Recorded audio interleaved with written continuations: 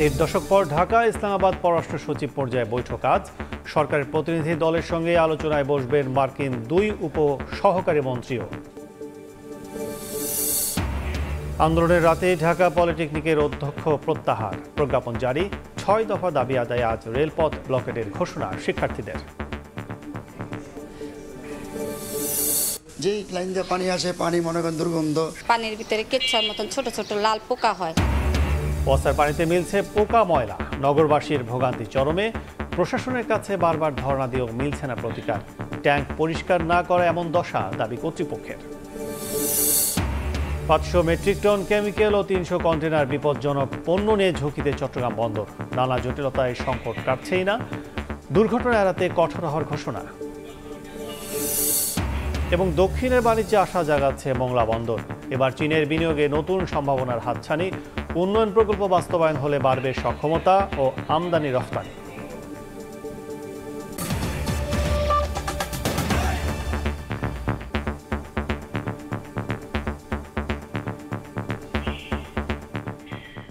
সকালের সময়ের সঙ্গে আছে আমি কাজল আব্দুল্লাহ। 15 বছর পর বাংলাদেশ পাকিস্তান পররাষ্ট্র সচিব পর্যায়ে বৈঠক আজ। এতে অংশ নিতে ইতিমধ্যে ঢাকায় এসেছেন দেশটির পররাষ্ট্র সচিব আমনা বালুচ। বৈঠকে বাণিজ্যিক স্বার্থ বিবেচনার রাখার পাশাপাশি স্বাস্থ্য, শিক্ষা ও পর্যটন নিয়ে আলোচনার তাগিদ আন্তর্জাতিক সম্পর্ক বিশ্লেষকদের। প্রায় 15 বছর পর আগামী বৃহস্পতিবার ঢাকায় বাংলাদেশ ও পাকিস্তানের পররাষ্ট্র সচিব পর্যায়ের বৈঠক অনুষ্ঠিত হবে। পাকিস্তানের প্রতিনিধি দলের নেতৃত্ব দিতে বুধবার ঢাকায় এসেছেন দেশটির পররাষ্ট্র সচিব আমনা বালুচ।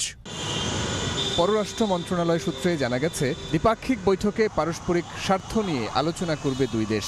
আন্তর্জাতিক সম্পর্ক বিশ্লেষকরা বলছেন, ইসলামাবাদের সঙ্গে ঢাকার বাণিজ্যিক সম্পর্ক বৃদ্ধিতে দুই দেশকেই মনোযোগী হতে হবে। দুই দেশের সম্পর্ক সৌহার্দ্যপূর্ণ পর্যায়ে নিয়ে যাওয়ার জন্য ভবিষ্যতে বাংলাদেশের সাথে যে অমীমাংসিত বিষয়গুলি আছে সেইগুলি নিয়ে আলোচনার একটা রাস্তা তৈরি করা। আমাদের সম্পর্ক পাকিস্তানের সাথে আবার অন্য তৃতীয় দেশকে চিন্তা করে যেন করা না হয়।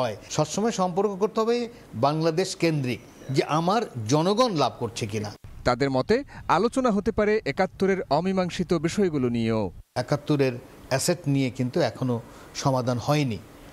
যেহেতু 71-এ অ্যাসেটের একটা বিষয় রয়ে গেছে, তো এটা যদি পাকিস্তান তাড়াতাড়ি সমাধান করে ফেলতে পারে, তাহলে ওই যে রাজনৈতিক যে পরিবেশটা তৈরি হয়েছে সেটার আরেকটা আমরা লেভেলে আসতে পারলাম। ভূ রাজনীতিগত এবং বাংলাদেশের অর্থনৈতিক অবকাঠামোর স্ট্রেংথেন করার জন্য পাকিস্তানের সাথে এক ধরনের সম্পর্ক তৈরি করাটা খুব জরুরি।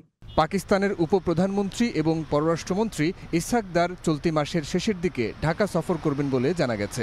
2012 সালের পর বাংলাদেশে এটি হবে কোনো পাকিস্তানি পররাষ্ট্রমন্ত্রীর প্রথম সফর। সাইফুল রুদ্র, সময় সংবাদ, ঢাকা। এদিকে ঢাকা সফররত যুক্তরাষ্ট্রের 2 উপ সহকারী পররাষ্ট্রমন্ত্রী আজ সরকারের উচ্চ পর্যায়ের প্রতিনিধিদের সঙ্গে বৈঠকে বসবেন। এতে শুল্ক ইস্যু সহ দ্বিপাক্ষিক সম্পর্ক উন্নয়নের সুযোগ হিসেবে দেখছেন আন্তর্জাতিক সম্পর্ক বিশ্লেষকরা। জুলাই গণ অভ্যুত্থানের পর প্রথমবার ঢাকা সফরে দক্ষিণ ও মধ্য এশিয়া বিষয়ক উপসহকারী মার্কিন পররাষ্ট্রমন্ত্রী নিকোল চুলিক, পূর্ব এশিয়া প্রশান্ত মহাসাগরীয় অঞ্চল বিষয়ক উপসহকারী পররাষ্ট্রমন্ত্রী অ্যান্ড্রু হেরাপ এবং তার সফর সঙ্গী মিয়ানমারে নিযুক্ত ভারপ্রাপ্ত মার্কিন রাষ্ট্রদূত সুসান স্টিভেনসন। বুধবার বিকেলে বিভিন্ন রাজনৈতিক দলের সঙ্গে বৈঠক করেন তারা। বৃহস্পতিবার পররাষ্ট্র উপদেষ্টা তৌহিদ হোসেন এবং প্রধান উপদেষ্টা ডক্টর মোহাম্মদ ইউনূসের সঙ্গে বৈঠকের কথা রয়েছে দেশটির 3 উচ্চ পর্যায়ের কর্মকর্তার। আন্তর্জাতিক সম্পর্ক বিশ্লেষকদের মতে, নির্বাচন এবং সংস্কার নিয়ে সরকার ও রাজনৈতিক দলগুলোর মনোভাব বোঝার চেষ্টা করবে মার্কিন প্রতিনিধি দল। বিগত সরকারের সময় দেখা গেছে বাংলাদেশ এবং আমেরিকার যে নির্বাচনটা প্রধান ইস্যু ছিল, ফ্রি ফেয়ার পার্টিসিপেট ইলেকশন, এটা বারবার আমেরিকানরা বলেছে বাংলাদেশে, সেটা হয়নি। এই নতুন পরিপ্রেক্ষিতে এখন ইলেকশনটা সার্বজনীন হবে কিনা, এটা ফ্রি ফেয়ার হবে কিনা এবং কখন হবে, এটা তার জানার খুব আগ্রহ থাকবে। এই সফরকে ঢাকার সামনে শুল্ক ইস্যুর সুরাহা ও দ্বিপাক্ষিক সম্পর্ক উন্নয়নের সুযোগ হিসেবে দেখছেন বিশেষজ্ঞরা। কয়েকটা পার্টি আছে আমাদের, বলা হয়েছে যে আমরা জুড়ে ভিতরে ইলেকশন হবে, তো নিশ্চয় এটা কয়েক মাস মাত্র বাকি। এর মধ্যে তার দেখবে যে এই দেশে ঠিক মতো কাজ চলছে কিনা, আগামী দিনে কারা ক্ষমতা আসতে পারে, তাদের মূল নীতি কী, ইউএসের সাথে সম্পর্ক কি এটা তারা জানতে চাইবে। ভেরি ভেরি ইম্পর্টেন্ট এইসবগুলো আর কি। আর বাংলাদেশ পক্ষ তো বলা হবে তার কী কী আশা করে আমেরিকার নতুন অ্যাডমিনিস্ট্রেশন থেকে। রোহিঙ্গাদের সহায়তা ও চলমান সংকট সমাধানেও এ সফর ভূমিকা রাখবে বলে মনে করছেন আন্তর্জাতিক সম্পর্ক বিশ্লেষক। শাতিলা শারমিন, সময় সংবাদ, ঢাকা। শিক্ষার্থীদের আন্দোলনের মুখে অবশেষে ঢাকা পলিটেকনিক ইনস্টিটিউটের অধ্যক্ষ মোহাম্মদ মোস্তাফিজুর রহমান খানকে বদলি করা হয়েছে। তার স্থানে নিযুক্ত করা হয়েছে উপাধ্যক্ষ সাহেলা পারভিনকে। বুধবার রাতে শিক্ষা মন্ত্রণালয়ের কারিগরি ও মাদ্রাসা শিক্ষা বিভাগ থেকে জারি হওয়া এক প্রজ্ঞাপনে নিশ্চিত করা হয় এ তথ্য। সেখানে আরও জানানো হয় মোহাম্মদ মোস্তাফিজুর রহমান খানকে সংযুক্ত করা হয়েছে কারিগরি শিক্ষা অধিদপ্তরে। জনস্বার্থে জারিকৃত আদেশ তাৎক্ষণিক কার্যকরের বিষয়েও উল্লেখ করা হয় প্রজ্ঞাপনে। এদিকে 6 দফা দাবি আদায়ে আজ সারা দেশে রেলপথ অবরোধ কর্মসূচি পালন করবেন পলিটেকনিক শিক্ষার্থীরা। এর আগে বুধবার রাজধানী সহ সারা দেশে সড়ক অবরোধ করে বিক্ষোভ করেন তারা। রাজধানী তেজগাঁওয়ে সড়ক অবরোধ করেন কারিগরি শিক্ষার্থীরা। ঢাকা চট্টগ্রাম মহাসড়কের কোটবাড়ি এলাকায় রাস্তা বন্ধ করে আন্দোলনে নামেন পলিটেকনিক শিক্ষার্থীরা। একই দাবিতে মহাসড়কের ফেনীর রেলগেট এলাকায় রেল ক্রসিংয়ে টায়ার জ্বালিয়ে দেয় তারা। এছাড়া খুলনা, রাজশাহী, সাভার, বরিশাল, বরগুনা, দিনাজপুরে সড়ক রেলপথ অবরোধ করেন শিক্ষার্থীরা। এদিকে খুলনা প্রকৌশল ও প্রযুক্তি বিশ্ববিদ্যালয়ের শিক্ষার্থীরা উপাচার্যের পদত্যাগের দাবিতে আন্দোলন অব্যাহত রেখেছেন। সকালের সময় আরও থাকছে। পুরান ঢাকার ঐতিহ্যের বাণিজ্যে দিনে হাত বদল কয়েকশো কোটি টাকা। কম দামে মেলে সব ধরনের পণ্য। ক্রেতা বিক্রেতার আস্থার বন্ধনে জৌলুস হারায়নি এখনো। ওয়াসার পানি নিয়ে অন্ত নেই অভিযোগের। এবার রাজধানীর বিভিন্ন এলাকায় বাসাবাড়ির পানিতে মিলছে পোকা ও ময়লা। পোকার রং কোথাও লালচে, কোথাও কালো। পানি দুর্গন্ধ হওয়ায় পান তো দূরের কথা, দৈনন্দিন কাজ সারতেই চরম ভোগান্তিতে নগরবাসী। তাদের অভিযোগ, কর্তৃপক্ষের কাছে অভিযোগ করেও প্রতিকার মিলছে না।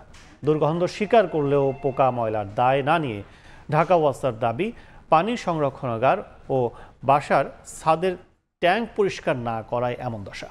বিস্তারিত জানাচ্ছেন শফিকুজ্জামান রুবেল। পানি দৈনন্দিন জীবনে অপরিহার্য উপাদান। নগর জীবনে দূষিত পানির ছড়াছড়ির মাঝে ব্যবহারযোগ্য পানি যদি হয় এমন দশা, তাহলে জীবন কতটা দুর্বিষহ তা হাড়ে হাড়ে টের পাচ্ছেন রাজধানীর খিলগাঁওয়ের তিলপাপাড়ার বাসিন্দারা। বছরের এই সময় এলেই কয়েক মাস ধরে পানির কল থেকে আসে ছোট ছোট পোকা আর গুড়ি গুড়ি ময়লা। এছাড়া পাল্টে যায় রং, হয় দুর্গন্ধ। কোনো রকম ধোয়া মোছা, রান্না ও গোসলের কাজ সারতে পারলেও খাওয়ার অযোগ্য এসব পানি।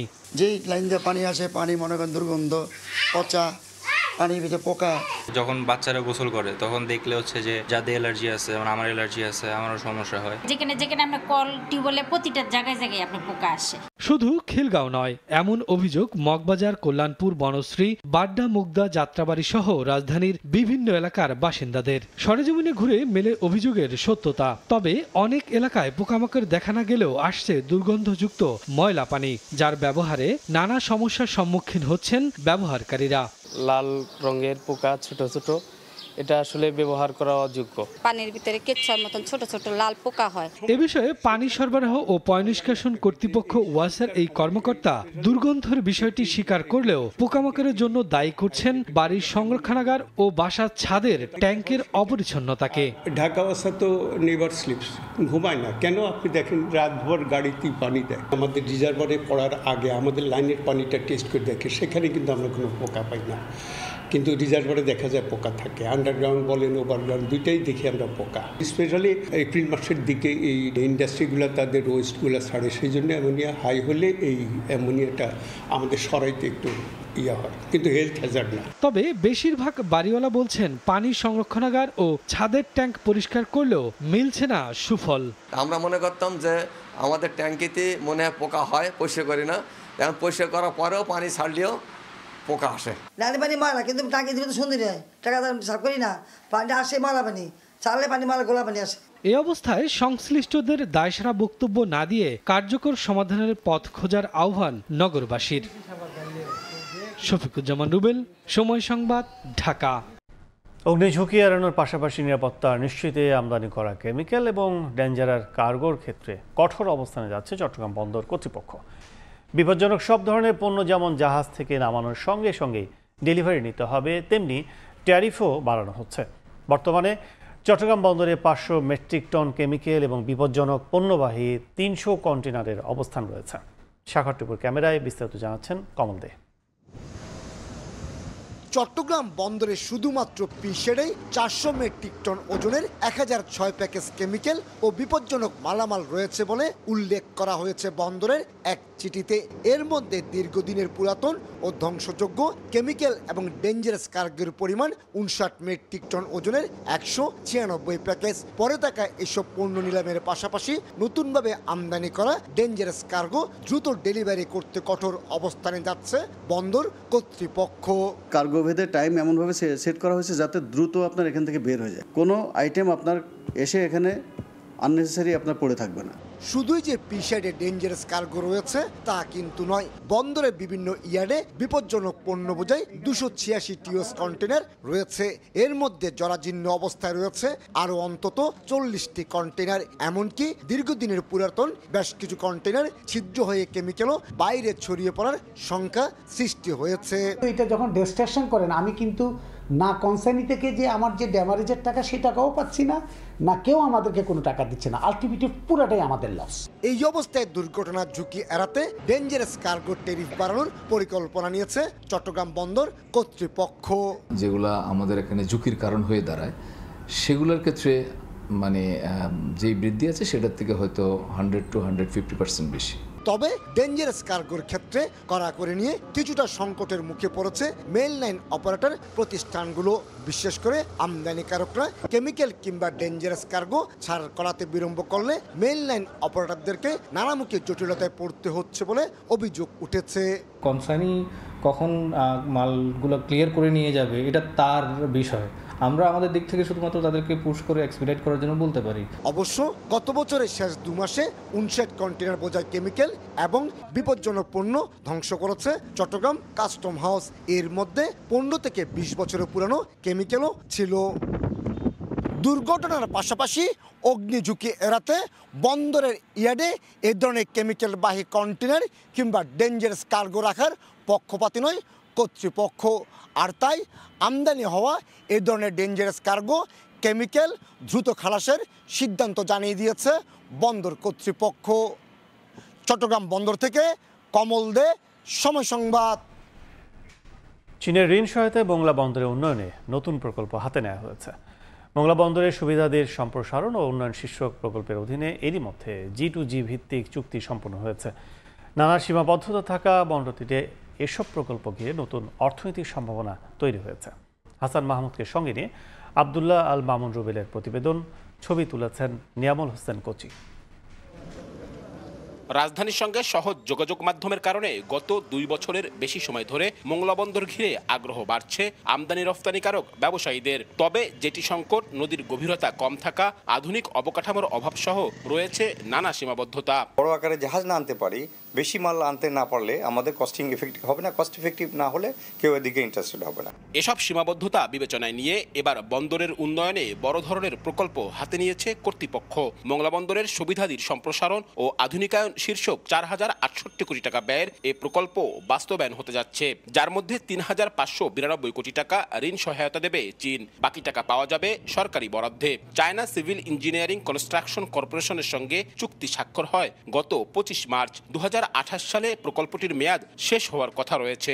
2টি জেটি নির্মাণ করব এই প্রকল্পের আওতায়, কন্টেনার ইয়ার্ড নির্মাণ করব এবং কন্টেনার ডেলিভারি ইয়ার্ড নির্মাণ করব, আইসিটি ফ্যাসিলিটিস গুলো ডেভেলপ করব যাতে বন্দরের অটোমেশন হয়।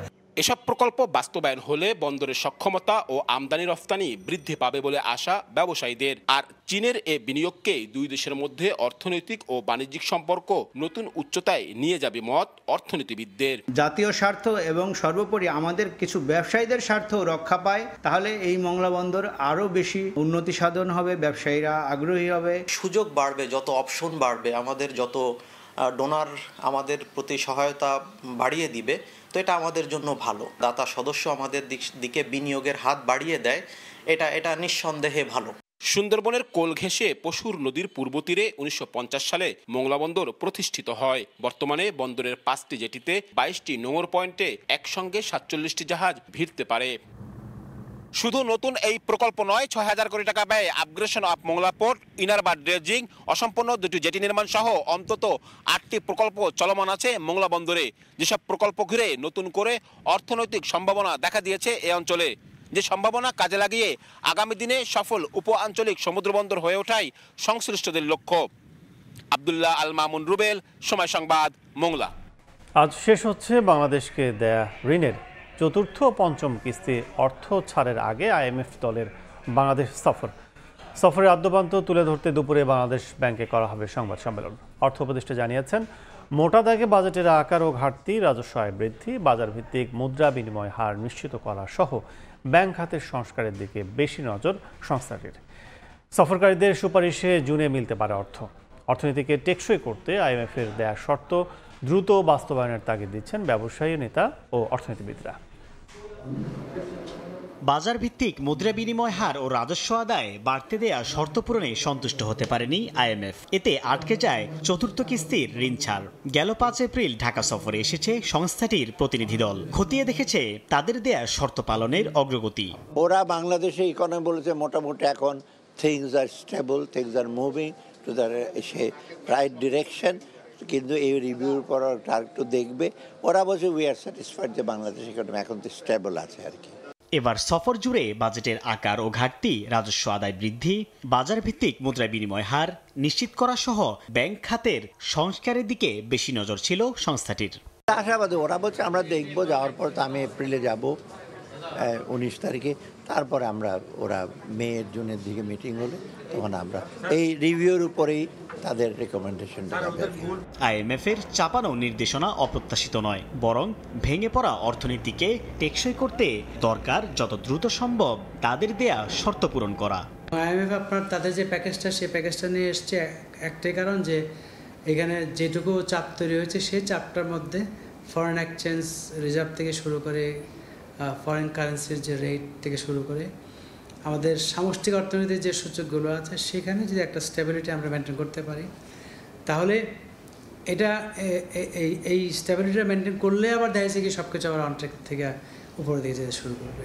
রাজস্ব আদায় বাড়াতে আইএমএফ এর দেয়া শর্ত পূরণ হলে স্বয়ংক্রিয়ভাবে ব্যবসা বাণিজ্যের পরিবেশ উন্নত হবে বলে মনে করেন ব্যবসায়ীরা।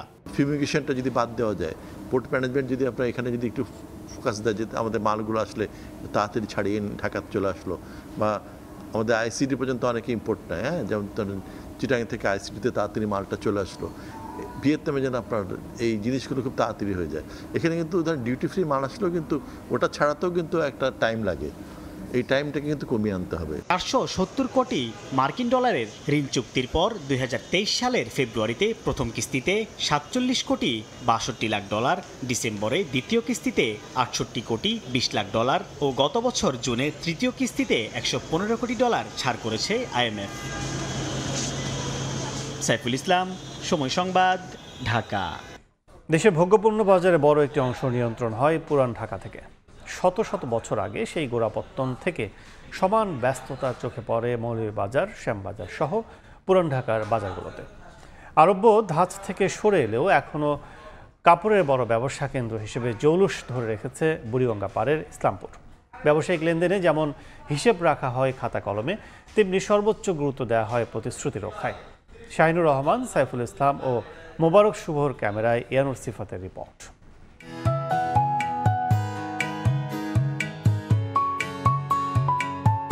দেশের অন্যতম শীর্ষ পাইকারি ব্যবসার কেন্দ্র রাজধানী ঢাকার মৌলভীবাজার। পুরান কেন্দ্রীয় কারাগারের পাশেই এর অবস্থান।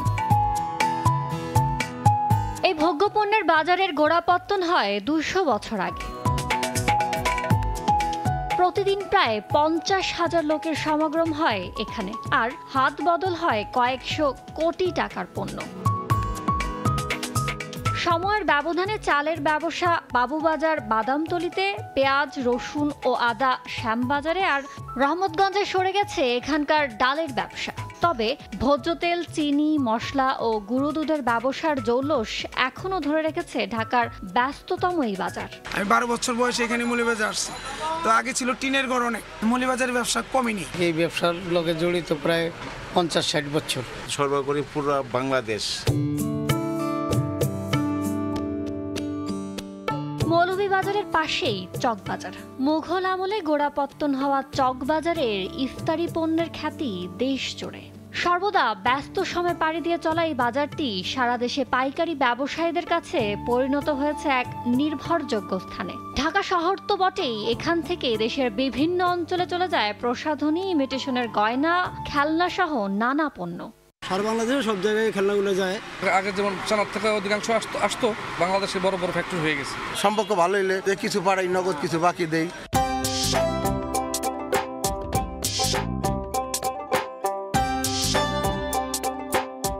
ঢাকার ঐতিহ্যবাহী আরেকটি ব্যবসায়িক কেন্দ্র শ্যামবাজার। ব্রিটিশ আমলে বুড়িগঙ্গার পাড়ে গড়ে ওঠা এই বাজার দিনরাত ব্যস্ত দেশজুড়ে পেঁয়াজ, মরিচ, আলু, রসুন, আদা, হলুদ সরবরাহে।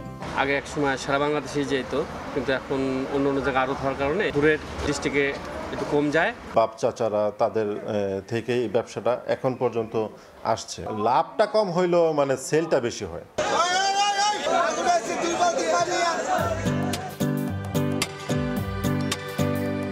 দেশি বিদেশি ফলের জন্য বিখ্যাত পুরান ঢাকার বাদামতলী ও ওয়াইজঘাট ফলের আড়ত। সারা দেশে আমদানি করা ফলের চাহিদার প্রায় সবটুকুই যোগান দেন এখানকার আড়তদাররা। ইম্পোর্টের মাধ্যমে আইনা এটা আমরা এখানে পাইকারি বিক্রি করি। আমাদের ব্যবসার বয়স 50 বছর। এখানে যদি মাল না পেকে তাহলে অকশনে বিক্রি করে ফেলাই।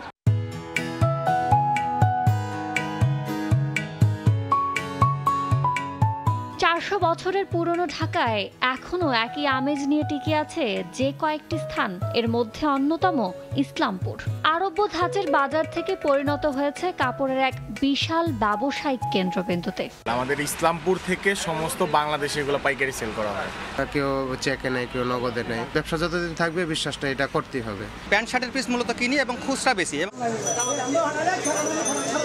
পুরান ঢাকার ঐতিহ্যবাহী বাণিজ্যিক কেন্দ্রগুলোতে দৈনিক শত কোটি টাকার যে ব্যবসা হয়, তার বেশিরভাগ ক্ষেত্রে পাকা খাতা সংরক্ষণ করার পাশাপাশি ব্যবসায়িক লেনদেনে দেওয়া জবান রক্ষাকে বেশি গুরুত্ব দেন ব্যবসায়ীরা। এখানের ব্যবসা প্রতিষ্ঠানগুলোতে এলে বোঝা যায় বিশ্বাসে বাড়ে ব্যবসার পরিসর, আস্থার বন্ধনে অটুট হয় ক্রেতা বিক্রেতার সম্পর্ক। ইয়ানুর শিফাত, সময় সংবাদ, ঢাকা। বিনা বল দিয়ে ভারতের সঙ্গে স্বাভাবিক আছে রফতানি বাণিজ্য। বাংলাদেশ থেকে গার্মেন্টস পণ্য যাচ্ছে দেশটিতে। এছাড়াও নেপাল, ভুটান ও মিয়ানমারের সঙ্গেও বাংলাদেশের রফতানি বাণিজ্য স্বাভাবিক আছে। বিনাপুর প্রতিনিধি আজিজুল হকের তথ্য, শাওন হোসেনের ছবিতে রিপোর্ট। বিমানবন্দরে পণ্য জটের কারণ দেখিয়ে গত 8 এপ্রিল বাংলাদেশের জন্য ট্রান্সশিপমেন্ট সুবিধা বন্ধ করে দেয় ভারত। অর্থাৎ ভারতের মাটি ব্যবহার করে তৃতীয় কোনো দেশে পণ্য রফতানি করতে পারবে না বাংলাদেশ। তবে বেনাপোল দিয়ে ভারতে বাংলাদেশি পণ্য রফতানি স্বাভাবিক রয়েছে। আমরা ঢাকা থেকে গার্মেন্টস শিল্প নিয়ে বেনাপোলে আসছি। আমরা ইন্ডিয়ায় ঢুকবো পেট্টাপোলে। আমাদের এই গার্মেন্টস শিল্প সারা বহির্বিশ্বে রপ্তানি হয়। ভারতের সাথে যে আমাদের বিশাল রপ্তানি এবং আমদানি বাণিজ্য, বিশেষ করে রপ্তানিটা, সেটি বহাল আছে এবং সেটি স্বাভাবিক রয়েছে। এছাড়া ভারতের ভূখণ্ড ব্যবহার করে নেপাল, ভুটান ও মিয়ানমারেও বাংলাদেশি পণ্যের রফতানি চলমান আছে বলে জানিয়েছেন C&F এজেন্টরা। এটা যদি ভূখণ্ডের দিক থেকে যদি বাতিল করতো তাহলে কিছুটা প্রবলেম পড়তো, কারণ আমাদের মিয়ানমার, নেপাল, ভুটান সহ তৃতীয় রাষ্ট্রগুলোতে যে রপ্তানিগুলো করি সেই ক্ষেত্রে আমাদের প্রবলেম হবে। এটাতে আমাদের খুব রেয়ার কেস, খুব সমস্যার কথা না। বন্দর তথ্য মঙ্গলবার বেনাপোল ব্যবহার করে ভারত থেকে আমদানি হয়েছে 446 ট্রাক পণ্য। আর ট্রান্সশিপমেন্ট সুবিধা বাতিলের পর মঙ্গলবার রপ্তানি পণ্যবাহী ট্রাকের সংখ্যা ছিল 153। সময় সংবাদ, বেনাপোল। ঐতিহাসিক মুজিবনগর দিবসকে স্মরণ করে রাখতে জাতীয় পতাকা উত্তোলন এবং স্মৃতিসৌধে পুষ্পার্ঘ্য অর্পণ করেন মুক্তিযুদ্ধ বিষয়ক মন্ত্রণালয়ের উপদেষ্টা ফারুক আজম। ভোরে মেহেরপুর জেলা প্রশাসনের আয়োজনে মুজিবনগর আমবাগানে গার্ড অব অনার গ্রহণ করেন তিনি। এ সময় তিনি জানান, 1971 সালের 17 এপ্রিল এই আমবাগানে ঐতিহাসিক যে সরকার শপথ গ্রহণ করেছিল তা আমাদের জন্য বীরত্ব গাথা অধ্যায়। মুক্তিযুদ্ধের স্মৃতি কমপ্লেক্সের উন্নয়নের বিষয়ে তিনি বলেন, এখানে যা কিছু হবে তা ঐতিহাসিক বস্তুনিষ্ঠতার নিরিখেই করা হবে। পরে পুষ্পার্ঘ্য অর্পণ শেষে মুক্তিযুদ্ধের স্মৃতি কমপ্লেক্স এবং আমবাগানের বিভিন্ন স্থান পরিদর্শন করেন তিনি।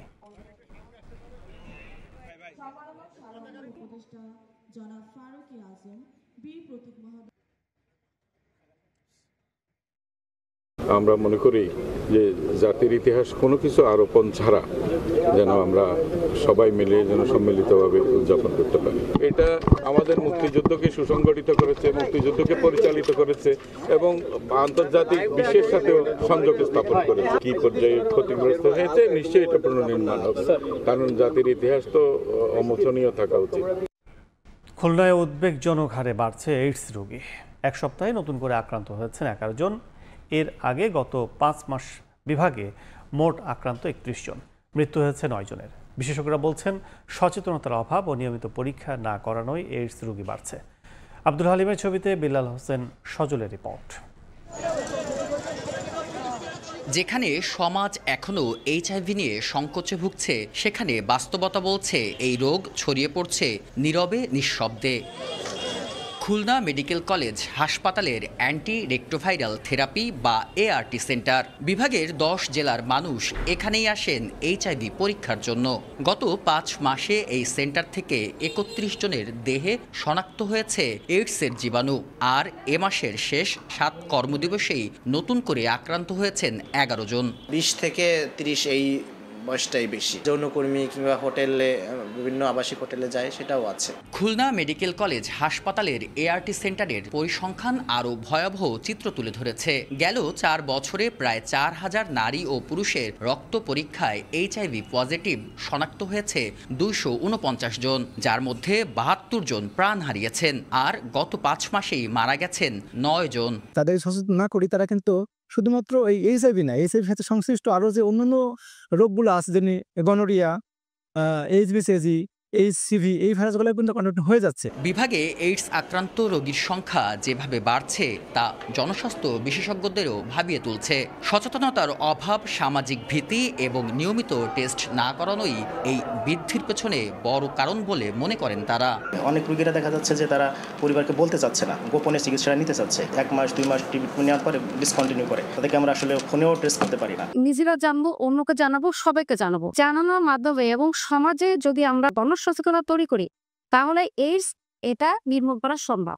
বর্তমানে খুলনা মেডিকেল কলেজ হাসপাতালে বিভাগের প্রায় 480 জন এইচআইভি আক্রান্ত রোগী পাচ্ছেন বিনামূল্যে ওষুধ ও চিকিৎসা। তবে সমস্যা আছে মানসিক চাপ, সামাজিক অবহেলা আর তথ্য ঘাটতিতেও।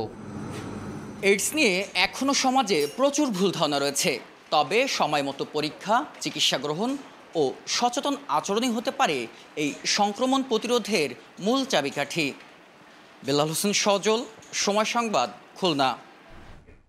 ঝিনাইদহের হরিণাকুণ্ডুতে সড়ক সংস্কারে চরম গাফিলতির অভিযোগ উঠেছে।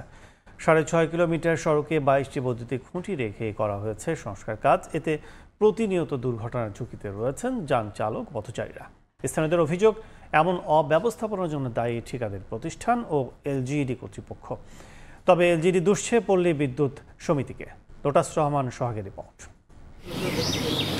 চলছে গাড়ি, হেঁটে যাচ্ছেন পথচারীরা। প্রতি মুহূর্তে দুর্ঘটনার ঝুঁকি যেন উঠ পেতে রয়েছে ঝিনাইদহের হরিণাকুণ্ডুর পায়রাডাঙ্গা থেকে পারপলসি সড়কে। মাত্র 6.5 কিলোমিটার এই সড়কে দাঁড়িয়ে আছে মৃত্যুর ফাঁদের মতো 23টি বৈদ্যুতিক খুঁটি। সেগুলো রেখেই করা হয়েছে সড়ক সংস্কারের কাজ। স্থানীয়দের অভিযোগ, সড়ক উন্নয়নের সময় খুঁটিগুলো না সরিয়ে যেন তেনভাবে সড়কের কাজ করেছে ঠিকাদারি প্রতিষ্ঠান। রাস্তার 2 বা 3 ফুট ভিতরেই দাঁড়িয়ে আছে খুঁটিগুলো। দ্রুত সড়ক থেকে খুঁটি অপসারণের দাবি তাদের। বিদ্যুৎ লাইনের যে খাম্বাগুলো, এই খাম্বাগুলো কোথার থেকেও সরায়নি, যে অবস্থায় আছে এই অবস্থায় তারা কাজ করে বেরিয়ে গিয়েছে। আমাদের যাতে আসতে অ্যাক্সিডেন্ট হচ্ছে, গাড়ি ঘোড়া আসা যাওয়া, ওই পোলে টাকুর মেরে একটা অ্যাক্সিডেন্ট ঘটতে পারে। উন্নত সরিয়ে দেওয়া হোক, রাস্তাটা যাতে সোজাভাবে থাকে, মানুষ ভালোভাবে যাতায়াত করতে পারে। এলজিডি বলছে, সড়ক সংস্কারের সময় পল্লী বিদ্যুৎ সমিতিকে বারবার বলার পরও কোনো পদক্ষেপ নেয়নি। তবে এই নিয়ে কোনো মন্তব্য করতে রাজি হয়নি পল্লী বিদ্যুতের কোনো কর্মকর্তা। যখন মেরামত শুরু করি বা ওয়াইডেনিং শুরু করি, তার আগে পল্লী বিদ্যুতের সাথে আমি এবং আমার এক্সিএন স্যার মৌখিক এবং লিখিতভাবে আমরা যোগাযোগ করেছি। ওনাদের পক্ষ থেকে আমাদের যে এস্টিমেশনটা দরকার, মেইনলি আমরা কত টাকা ঠিকাদার কর্তৃক জমা দিতে হবে স্থানান্তরের জন্য, সেই এস্টিমেশনটা পেতে আমাদের লেট হয়েছে। উইকেয়ার প্রকল্পের আওতায় 16 কোটি 5 লাখ টাকা ব্যয়ে সড়কটির উন্নয়ন করা হয়। লোটাস রহমান সোহাগ, সময় সংবাদ, ঝিনাইদহ। লোকবল সংকটে ব্যাহত হচ্ছে চুয়াডাঙ্গা সরকারি ছাগল উন্নয়ন খামারের কার্যক্রম। ব্ল্যাক বেঙ্গল ছাগলের জাত সংরক্ষণ ও প্রজননের জন্য এই খামার গড়ে ওঠে, কিন্তু খামার প্রতিষ্ঠার পর থেকে গুরুত্বপূর্ণ ভেটেরিনারি সার্জন পদটি শূন্য, আর মোট 13টি পদের বিপরীতে 11টি পদশূন্য রয়েছে। এতে খামারে ছাগল উৎপাদন কমেছে প্রতি বছর। এ ব্যাপারে ঊর্ধ্বতন কর্তৃপক্ষকে জানানো হয়েছে বললেন প্রতিষ্ঠানটির কর্মকর্তা। মাহফুজ মামুনের তথ্য ও ছবি রিপোর্ট। 1996 সালে চুয়াডাঙ্গা শহরের পৌর কলেজ পাড়ায় 10 একর জমির উপর গড়ে ওঠে সরকারি ছাগল উন্নয়ন খামার। 225টি মা ছাগি ও 50টি পাঠা নিয়ে খামারের যাত্রা শুরু হয়। ব্ল্যাক বেঙ্গল ছাগলের জাত সংরক্ষণের উদ্দেশ্যে এই খামারটি গড়ে ওঠে, কিন্তু লোকবল সংকটের কারণে খামারটি মুখ থুবড়ে পড়েছে। খামারে 13টি পদের বিপরীতে 2 জন দায়িত্ব পালন করছেন। খামার প্রতিষ্ঠার পর থেকে শূন্য ভেটেরিনারি সার্জনের মতো গুরুত্বপূর্ণ পদটি। একটি করে উপসহকারী প্রাণী সম্পদ কর্মকর্তা, অফিস সহকারী, 6টি গড অ্যাটেন্ডেন্ট ও 2টি নৈশ প্রহরীর পদ শূন্য। প্রাণী সম্পদ কর্মকর্তা ও হিসাবরক্ষক কাম কেশিয়ার পদে 2 জন দায়িত্ব পালন করছেন। ভোমরা স্থলবন্দর ও দামুরহুদা থেকে 2 জন প্রেষণে এসে গড অ্যাটেন্ডেন্টের দায়িত্ব পালন করছেন। এখানে আমরা এসে দেখি লোকজন বল কম, হ্যাঁ, ছাগল সামান খুব একটা পাওয়া যায় না। আমাদের যে ট্রেনার বা আমাদের যারা শেখাবে ভেটেরিনারি সার্জন, তারা সেই পোস্টটা এখানে খালি আছে। এখানে জনবল 6 জনের ভিতরে 2 জন আছি, তা আমাদের উপরে প্রেশার পড়ে অনেকটা। বর্তমানে খামারে প্রাপ্তবয়স্ক, বাড়ন্ত ও বাচ্চা পাঠা এবং ছাগি রয়েছে 388টি। 2017-18 অর্থ বছর থেকে 2024-25 অর্থ বছরের মার্চ পর্যন্ত 1035টি পাঠা ও 893টি ছাগি বিতরণ করা হয়েছে। খামারে দিন দিন ছাগল উৎপাদন কমছে জানান কর্মচারীরা। তবে জনবল সংকটের কথা ঊর্ধ্বতন কর্তৃপক্ষকে অবহিত করা হয়েছে জানিয়ে প্রতিষ্ঠানটির কর্মকর্তা বলছেন, দ্রুত বিষয়টির সমাধান হবে। বিদ্যমান জনবল সংকট রয়েছে, এই জনবল সংকটের বিষয়টা আমরা আমাদের অধিদপ্তর, আমাদের ঊর্ধ্বতন কর্তৃপক্ষকে আমরা অবহিত করেছি। তারা এখানে যত দ্রুত সম্ভব জনবল নিয়োগের বিষয়ে প্রয়োজনীয় সিদ্ধান্ত গ্রহণ করবেন বলে আমাদেরকে আশ্বস্ত করেছেন। 2023-24 অর্থ বছরে খামারে 510টি ছোট বড় পাঠা ও ছাগি ছিল। সময় সংবাদ, চুয়াডাঙ্গা। খরতাপে পড়ছে সাতক্ষীরার সব আমবাগান, ঝরে পড়ছে আমের গুটি। এবার আশানুরূপ উৎপাদন হবে কিনা তা নিয়ে দুশ্চিন্তায় বাগান মালিকরা। ফলন ধরে রাখতে পরামর্শ দেওয়া হচ্ছে জানিয়ে কৃষি কর্মকর্তা বলছেন, এবারও বিষমুক্ত আম রপ্তানি করা হবে। মমতাজ আহমেদ বাপির পাঠানো তথ্য ও ছবি রিপোর্ট। সাতক্ষীরা সদর, তালা, কলারোয়া, দেবহাটার বাগানে প্রতিটি আম গাছে পর্যাপ্ত গুটি ধরলেও প্রচণ্ড খরতাপে সেগুলো ঝরে পড়ছে। পোকার আক্রমণ ঠেকাতে কীটনাশক স্প্রে করতে ব্যস্ত সময় পার করছেন আম চাষিরা। বৃষ্টি না হওয়ায় এবার আমে পোকার আক্রমণ দেখা দিয়েছে। এছাড়া দিনের তাপমাত্রা বেশি, রাতে ঠান্ডা পড়ায় গুটি ঝরে যাওয়ায় লোকসানের আশঙ্কা করছেন বাগান মালিকরা। এবার জেলায় হিমসাগর আমের উৎপাদন কম, তবে গোবিন্দভোগ আমের উৎপাদন ভালো হয়েছে। 14 সালে থেকে কাজ করে আসতেছে এই পর্যন্ত। এই বছর যে এই বাগানের যা ক্ষয়ক্ষতি হয়ে গেছে, জন মজুরি দিয়ে মনে করেন যে অনেক খরচ খরচা, এবছর আম ফলন হয়নি সেভাবে আবহাওয়ার কারণে। আমগুলি ক্ষয়ক্ষতি দেখা যাচ্ছে এবং এবারে অতিরিক্ত পোকার আক্রমণ বেশি। তবে ফলন ধরে রাখতে চাষিদের পরামর্শ দেওয়া হচ্ছে জানিয়ে কৃষি কর্মকর্তা বলছেন, হিমসাগর, ন্যাংরা, গোপালভোগ ও আম্রপলি দেশের গণ্ডি পেরিয়ে বিদেশে সুখ্যাতি অর্জন করেছে। এবার বিষমুক্ত আম রপ্তানি করা হবে। আশা করছি যে ফলন আছে, লক্ষ্যমাত্রা আছে, সেই লক্ষ্যমাত্রা আমরা পূরণ করতে সক্ষম হব এবং আমের আবাদ যেন বৃদ্ধি পায় সে লক্ষ্যে আমরা কাজ করে যাচ্ছি। কৃষি সম্প্রসারণ অধিদপ্তরের তথ্য বলছে, জেলায় 4800 হেক্টর জমিতে 5299টি আমের বাগান রয়েছে। এবার উৎপাদন লক্ষ্যমাত্রা ধরা হয়েছে 50,000 মেট্রিক টন। এর মধ্যে 200 মেট্রিক টন দেশের বাইরে রপ্তানি হবে। সময় সংবাদ, সাতক্ষীরা। টাইম সাময়িকীর 100 প্রভাবশালী ব্যক্তির তালিকায় জায়গা পেলেন প্রধান উপদেষ্টা অধ্যাপক ডক্টর মোহাম্মদ ইউনূস। বুধবার এই তালিকা প্রকাশ করেছে সাময়িকীটি। এতে লিডার ক্যাটাগরিতে অধ্যাপক ইউনূস ছাড়াও আছেন মার্কিন প্রেসিডেন্ট ডোনাল্ড ট্রাম্প, যুক্তরাজ্যের প্রধানমন্ত্রী কিয়ার স্টারমার, মেক্সিকোর প্রেসিডেন্ট ক্লোডিয়া সিনবাও, ভেনেজুয়েলার রাজনীতিবিদ মারিয়া করিনা মাচাদো ও মার্কিন ধনকুবের ইলন মাস্ক। তালিকায় ডক্টর ইউনূস সম্পর্কে বলা হয়েছে, বাংলাদেশে গণ অভ্যুত্থানে দীর্ঘদিনের কর্তৃত্ববাদী শাসনের অবসানের পর নেতৃত্ব বুঝে নেন তিনি। শান্তিতে নোবেল জয়ী এ অধ্যাপক গ্রামীণ ব্যাংক প্রতিষ্ঠার মধ্য দিয়ে প্রান্তিক মানুষদের আত্মনির্ভরশীল করে তুলতে ভূমিকা রেখেছেন। পারমাণবিক সমৃদ্ধকরণ কর্মসূচি বন্ধে মার্কিন শর্ত সরাসরি প্রত্যাখ্যান করল ইরান। এই ইস্যুতে কোনো আলোচনা হবে না বলে সাফ জানিয়ে দিয়েছেন দেশটির পররাষ্ট্রমন্ত্রী আব্বাস আরাগচি। অন্যদিকে পরমাণু চুক্তি নিয়ে ওয়াশিংটন তেহরান পরোক্ষ আলোচনা সাধারণভাবে চলছে বলে জানিয়েছেন ইরানের প্রেসিডেন্ট মাসুদ পেজেশকিয়ান। একই সঙ্গে সর্বোচ্চ ধর্মীয় নেতা আয়াতুল্লাহ আলী খামেনির দিক নির্দেশনার জন্য কৃতজ্ঞতা জানান তিনি। গেল সপ্তাহে ওমানের রাজধানী মাস্কাটে ইরান ও যুক্তরাষ্ট্রের মধ্যে পরোক্ষ বৈঠক অনুষ্ঠিত হয়। পারমাণবিক কর্মসূচি ও নিষেধাজ্ঞা ইস্যুতে কয়েক দফা বার্তা বিনিময়ের মাধ্যমে শেষ হয় প্রথম পর্বের আলোচনা। দুই পক্ষই সমঝোতায় পৌঁছাতে আগ্রহ দেখানোর পর আগামী 19শে এপ্রিল দ্বিতীয় পর্বের আলোচনার সম্ভাবনার কথা জানা যায়। এই দ্বিতীয় পর্বের আলোচনা নির্ধারিত দিনেই ইতালির রোমে অনুষ্ঠিত হবে বলে জানিয়েছে ইরানের গণমাধ্যম। এবারের আলোচনার মধ্যস্থতাও ওমানি করবে বলে জানিয়েছে গণমাধ্যমগুলো। এসব আলোচনার মধ্যে পারমাণবিক সক্ষমতা সমৃদ্ধিকরণ বিষয়ে ইরান কোনো ধরনের সমঝোতায় যাবে না বলে সাফ জানিয়ে দিয়েছেন দেশটির পররাষ্ট্রমন্ত্রী আব্বাস আরাগচি। এর আগে যুক্তরাষ্ট্রের বিশেষ দূত স্টিভ উইটকফ বলেন, ওয়াশিংটনের সঙ্গে চুক্তিতে পৌঁছাতে হলে ইরানকে অবশ্যই এই কর্মসূচি সম্পূর্ণভাবে বাতিল করতে হবে। এ নিয়ে যুক্তরাজ্য ভিত্তিক সংবাদ মাধ্যম দ্য গার্ডিয়ান জানায়, ওমানে বৈঠকে তৃতীয় কোনো দেশে ইউরেনিয়াম সরিয়ে নেওয়ার ওয়াশিংটনের পরিকল্পনা প্রত্যাখ্যান করতে পারে তেহরান। এতে মধ্যপ্রাচ্যের উত্তেজনা আরও বাড়তে পারে বলেই আশঙ্কা কূটনৈতিক মহলে। এদিকে ইরানের সঙ্গে পরোক্ষ আলোচনার প্রক্রিয়া নিয়ে মুখ খুলেছেন ইরানের প্রেসিডেন্ট মাসুদ পেজেশকিয়ান। বুধবার মন্ত্রিসভার বৈঠকে তিনি বলেন, স্বাভাবিক এবং নিয়মিত গতিতেই এই আলোচনা এগিয়ে চলছে। ওয়াশিংটনের সঙ্গে বৈঠকের বিষয়ে দেশটির সর্বোচ্চ ধর্মীয় নেতা আয়াতুল্লাহ আলী খামেনির দিক নির্দেশনার জন্য কৃতজ্ঞতা জানান প্রেসিডেন্ট। মালিহা সুহরাওয়ার্দী, সময় সংবাদ।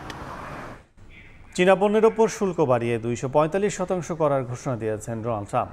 মার্কিন পণ্যে চীনের 125% শুল্কের জবাবে সিদ্ধান্ত নিয়েছেন মার্কিন প্রেসিডেন্ট। চীন দাবি করেছে এই বাণিজ্য যুদ্ধ বেইজিং শুরু করেনি। দিন দিন চরম আকার ধারণ করছে চীন যুক্তরাষ্ট্র বাণিজ্য যুদ্ধ। পাল্টাপাল্টি শুল্ক আরোপ করছে ওয়াশিংটন বেইজিং। চীনের ওপর নতুন করে 100% শুল্ক আরোপের ঘোষণা দিয়েছেন মার্কিন প্রেসিডেন্ট ডোনাল্ড ট্রাম্প। এর আগে ধাপে ধাপে শুল্ক বাড়িয়ে করা হয় 145%। এক বিবৃতিতে হোয়াইট হাউস জানায়, অন্যান্য দেশের সঙ্গে শুল্ক বিষয়ে আলোচনা চললেও চীনের প্রতিশোধমূলক পদক্ষেপের কারণে সুবিধার বাইরে বেইজিং। ট্রাম্পের এ সিদ্ধান্তের কড়া জবাব দিয়েছে চীন। স্থানীয় সময় বুধবার দেশটির পররাষ্ট্র মন্ত্রণালয়ের মুখপাত্র লিন জিয়ান বলেন, এই শুল্ক যুদ্ধ শুরু করেছে যুক্তরাষ্ট্র। বেইজিং কোনো বাণিজ্য যুদ্ধ চায় না। নিজেদের অধিকার রক্ষায় প্রয়োজনীয় সব ব্যবস্থা নেওয়া হবে বলেও জানান তিনি। শুল্ক নিয়ে হুমকি বন্ধ করে যুক্তরাষ্ট্রকে আলোচনার আহ্বান জানান লিন জিয়ান। চলমান এই বাণিজ্য যুদ্ধ নিয়ে উদ্বিগ্ন বিশ্লেষকরা। তারা জানান, এই শুল্ক যুদ্ধ বিশ্ব অর্থনীতিতে বিরূপ প্রভাব ফেলছে। এই উত্তেজনা বিশ্ববাজারে মন্দা ডেকে আনতে পারে বলে শঙ্কা প্রকাশ করেছে জাতিসংঘের বাণিজ্য ও উন্নয়ন সংস্থা এবং বিশ্ব বাণিজ্য সংস্থা। কাকুলি আখতার, সময় সংবাদ। নারী বিশ্বকাপ বাছাইয়ের খবর। ভারতের টিকিট নিশ্চিতের ম্যাচে মাঠে নামছে টুর্নামেন্টে অপ্রতিরোধ্য বাংলাদেশ। প্রতিপক্ষ ওয়েস্ট ইন্ডিজ।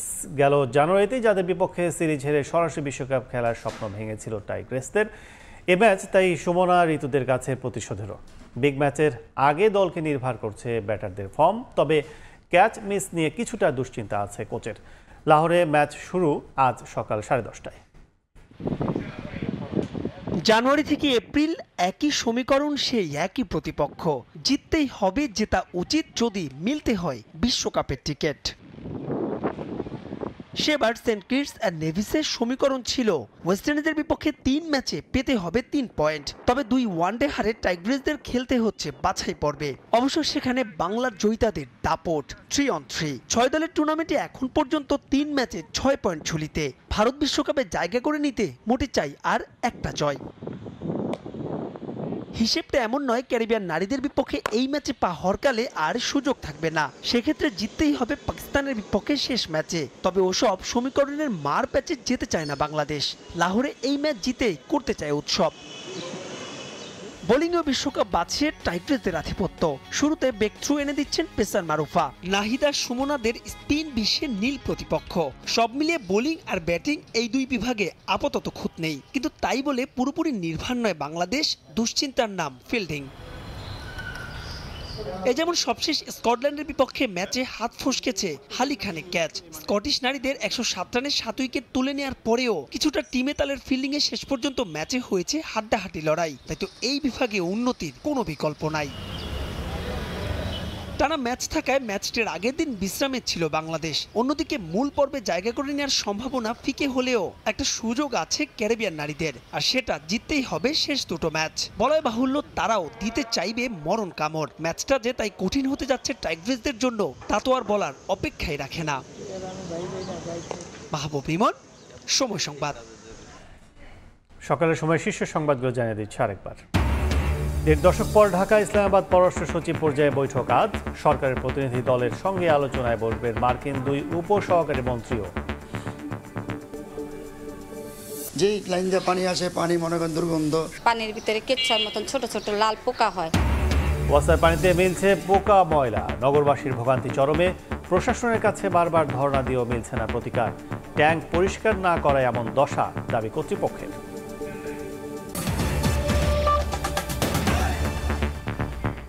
এই ছিল সকালের সময়। সঙ্গে থাকুন সময়ের।